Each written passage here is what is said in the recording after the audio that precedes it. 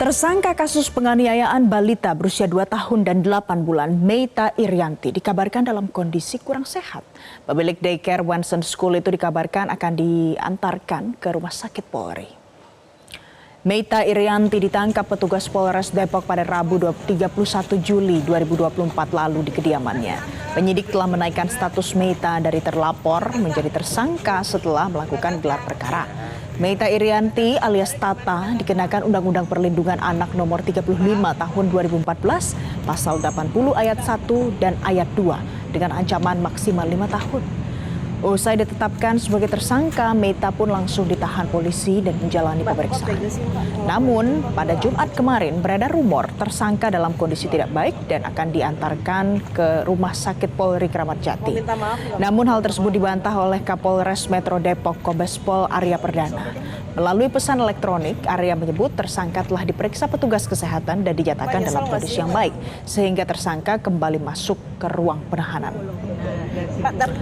Untuk informasi terkini, pemirsa, kami bergabung bersama jurnalis Metro TV, ada Sarah Ruhendi langsung dari Mapolres Metro Depok.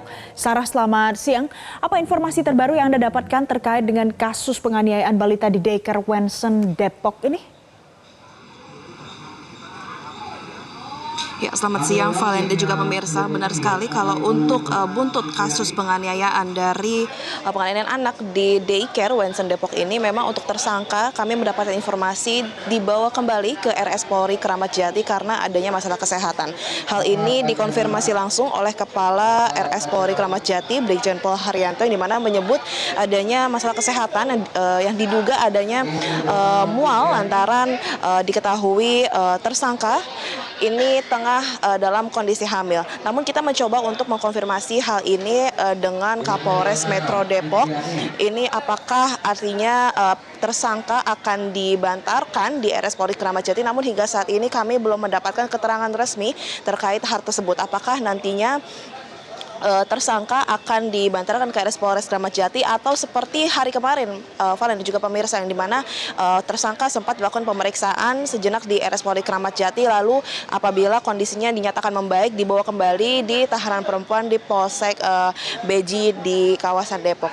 Sementara itu, Valen dan juga pemirsa, pemeriksaan saksi terkait kasus ini masih akan terus dilakukan oleh pihak Polres Metro Depok, yang dimana nantinya akan dijadwalkan pada malam nanti ada pemeriksaan terhadap 3 orang saksi, yang dimana diketahui 3 orang saksi ini merupakan guru di tempat penitipan anak Wensen Depok. Nantinya dari pihak penyidik akan terus mendalami terkait kronologi kesaksian mereka terhadap apa saja yang dilakukan oleh tersangka terhadap anak yang menjadi korban penganiayaan tersebut. Valen. Sarah, kemudian bagaimana dengan kondisi anak korban saat ini, Sarah? Ya, Valen, kami mencoba untuk mengkonfirmasi terkait kondisi anak yang menjadi korban penganiayaan ini. Tadi kami sempat bertukar pesan dengan pihak kuasa hukum, yang dimana menyatakan bahwa kedua korban ini, baik anak yang berumur 2 tahun dan juga yang 9 bulan ini mengalami kondisi yang berbeda.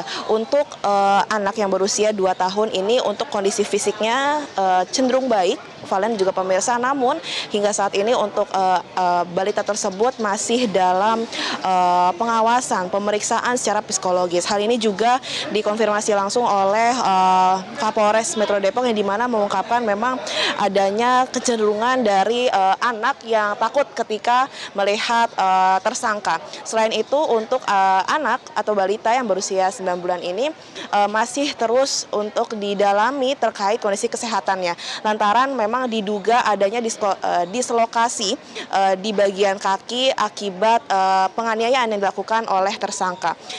Berdasarkan informasi yang kami dapatkan, memang dari pihak kepolisian akan ada upaya ronsen dan juga visum yang nantinya akan dilakukan untuk mendalami terkait dampak ataupun apa saja yang menjadi dampak penganiayaan tersebut.